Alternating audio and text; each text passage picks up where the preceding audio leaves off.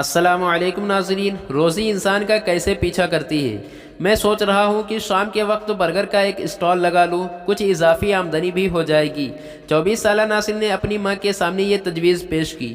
ایک گھر، ماں، ایک بیٹا اور ایک بیٹی۔ بیٹا جگہ کا جائزہ لے لے اچھی طرح، ماں نے تجربے کی بات کی۔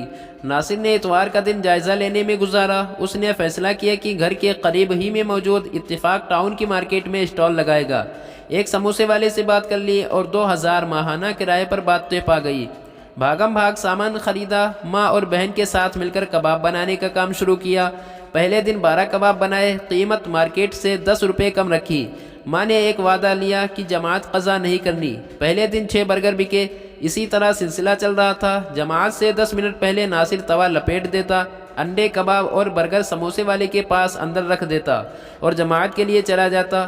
ارد گرد کے دکاندار حیرانی سے دیکھتے کہ ایسے کاروبار کیسے چلے گا۔ گاہک کو روانہ کر دیا جائے یا انتظار کروایا جائے تو کون یہاں پھٹکے گا۔ دن گزرتے جا رہے تھے اور اوسط فروخت 10 برگر تک پہنچ چکی تھی۔ کرایہ اور خرچہ پورا ہو رہا تھا لیکن منافع کم تھا۔ ویسے بھی وہ شام 4 سے 9 بجے تک اسٹال لگاتا تھا اور اس دوران 3 نمازیں بھی آتی تھی۔ ایک دن مغرب کے وقت وہ توا لپیٹ رہا تھا کہ اچانک ایک 12 سالہ لڑکا آیا اور اکٹھے 6 برگر کا آرڈر دیا۔ یہ اس کی دکانداری میں پہلی دفعہ اکٹھے 6 برگر کا آرڈر تھا۔ ایک لمحے کو کمزور ہوا لیکن فوراً ہی دل مضبوط کر کے کہا کہ جماعت کا وقت ہے، اس کے بعد بنا دیتا ہوں۔ لیکن وہ لڑکا اپنے گھر والوں کے ساتھ وہاں سے چلا گیا۔ تھوڑا سا دل میلا ہوا لیکن وہ سر جھٹکتے ہوئے جماعت کے لیے روانہ ہو گیا۔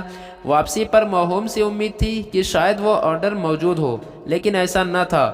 سموسے والا بھی اسے سمجھا رہا تھا کہ اس طرح کیسے دکانداری چلے گی۔ وہ خاموش اس کی باتیں سنتا رہا کہ اتنے میں گاہک آنا شروع ہوئے۔ شام 7 بجے تک 8 برگر فروخت ہو چکے تھے اور ساتھ ہی برگر بن ختم۔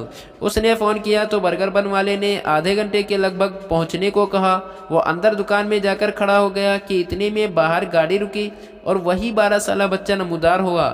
اس کو دیکھ کر ہلکی سی خوشی ہوئی لیکن وہ خوشی برگر بن ختم ہونے کی وجہ سے تحلیل ہو گئی۔ اس دفعہ لڑکے نے 6 کے بجائے 10 برگر کا آرڈر دیا تھا۔ اس نے آدھے گھنٹے کا بتایا۔ بچہ واپس جانے ہی لگا تھا کہ اچانک برگر بن والا سوزوکی کیری ڈبہ دکان کے سامنے رک گیا۔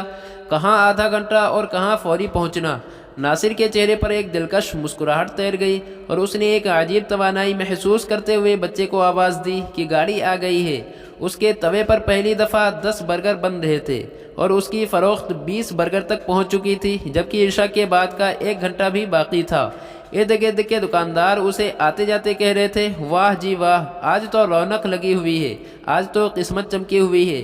اور وہ خوشی خوشی برگر بنا رہا تھا۔ ادھر برگر تیار، ادھر عشاء کی جماعت کا وقت قریب آ گیا اور ناصر توا لپیٹنے کے بعد ایک عجیب سکون اور طمانینت سے مسجد جانے کے لیے روانہ ہو گیا۔ وہ سوچ رہا تھا کہ بے شک روزی انسان کا ایسا پیچھا کرتی ہے جیسے موت، بس مثبت سمت میں محنت کی ضرورت ہے۔ ساتھ ہی اسے ماں کی کہی ہوئی بات یاد آ گئی کہ بیٹا، سونے کا بھی فائدہ ہو رہا ہو لیکن اللہ کا حکم آ جائے تو وہ فائدہ چھوڑ دو۔